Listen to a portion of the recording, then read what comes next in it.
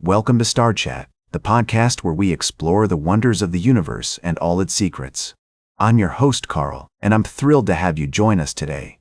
We've got an exciting show lined up for you, and we're starting with a truly inspiring story. Imagine being able to reach for the stars, literally, despite the challenges that life may throw your way. That's exactly what Michaela Benthaus did when she became the first person with a significant physical handicap to fly in space aboard Blue Origin's New Shepard spacecraft. This remarkable woman, who has a spinal cord injury, joined 5 other passengers on a journey to the edge of space, reaching an altitude of over 65 miles above the Earth's surface. As we delve into this story, you'll be amazed by Michaela's determination and resilience. She's not only paving the way for people with disabilities to explore space, but also challenging our perceptions of what's possible. With her historic flight, she's proven that with the right support and technology, anyone can achieve their dreams, no matter what obstacles they may face. The New Shepard spacecraft, launched by Blue Origin, has now completed its 16th successful mission with passengers on board. This milestone marks a significant step forward in making space travel more accessible to everyone. As we look to the future of space exploration, it's essential to consider how we can create inclusive and equitable opportunities for people of all abilities to participate. Michaela's story is not just about her own achievement, but also about the potential for space travel to inspire and empower others. As she said in an interview, people with disabilities actually bring value to a crew. You develop a very special resilience. This resilience will be crucial as we embark on longer duration space missions, such as those to Mars, where the challenges will be even greater. As we continue to push the boundaries of space exploration, we must also consider the importance of diversity and inclusion. By embracing people of all abilities, we can tap into a wider range of skills, experiences, and perspectives, ultimately leading to more innovative solutions and breakthroughs. We'll be right back with more fascinating space news on Star Chat. Welcome back to Star Chat.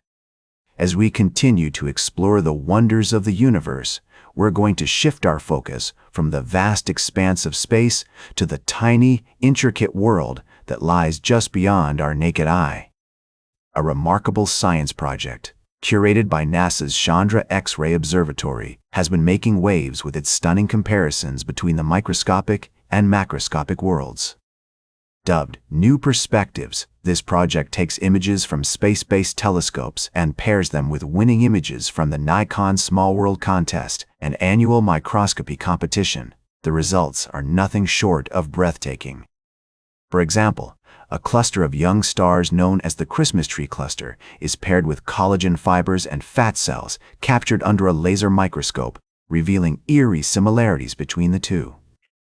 Another striking comparison shows a section of heart tissue exposed to radiation, with tiny dots and tracks illustrating the effect of high-energy particles on cells, alongside a bright young star seen in infrared light wrapped in the gas and dust of a stellar nursery.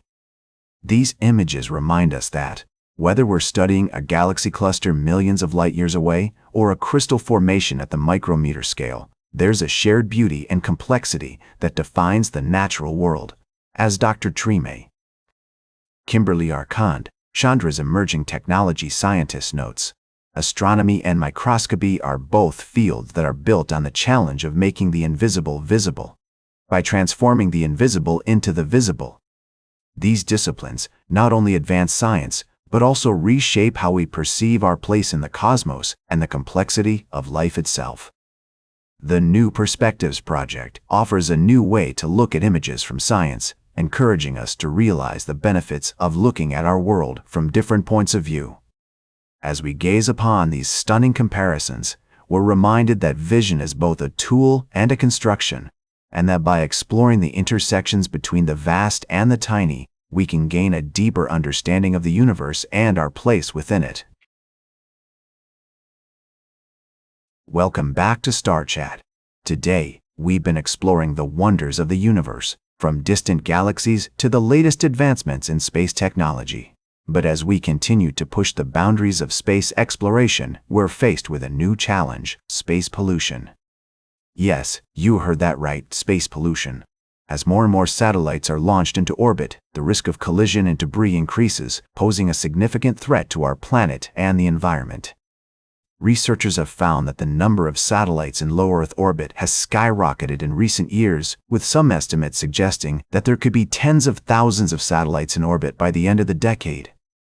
This has led to concerns about the long-term sustainability of space exploration and the potential impact on the environment. For example, when satellites reach the end of their life, they can burn up in the atmosphere, releasing toxic chemicals and metals that can harm the environment. One of the main concerns is the amount of debris that's being left behind in orbit. This debris can range from small pieces of metal to entire defunct satellites, and it poses a significant collision risk to operational spacecraft. In fact, researchers have estimated that there are already hundreds of thousands of pieces of debris in low Earth orbit, and this number is only expected to increase as more satellites are launched. But it's not just the debris that's the problem, it's also the satellites themselves. Many satellites are made from materials that are harmful to the environment, such as toxic metals and plastics. And when these satellites reach the end of their life, they can burn up in the atmosphere, releasing these harmful chemicals into the environment. So, what can be done to address this issue? Well, some companies are already working on developing more sustainable satellites that are designed to be recyclable and reusable. For example, one company is working on an inflatable atmospheric decelerator that serves as a heat shield and parachute to bring cargo back to Earth safely. Another company is testing satellites made from safer materials, such as wood. But it's not just about the technology, it's also about changing our mindset. We need to start thinking about space exploration in a more sustainable way, recognizing that the environment is a shared resource that needs to be protected. This means adopting principles of sustainability, such as reducing waste and minimizing our impact on the environment. As astronomer Andrew Lawrence put it, if you look at the mission statements that companies make, what they mean is, we want to sustain this rate of growth. But he doesn't think we can.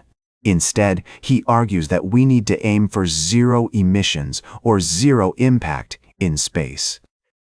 This means adopting a more circular economy approach where resources are recycled and reused, and waste is minimized. So, what does the future hold for space exploration? Will we be able to find a balance between growth and sustainability, or will we continue down a path of environmental degradation? Only time will tell, but one thing is certain.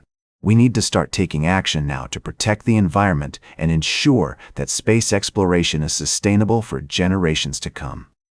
That's all for today's Star Chat. Remember to like, share, and subscribe. And until next time, remember to keep looking up at the stars.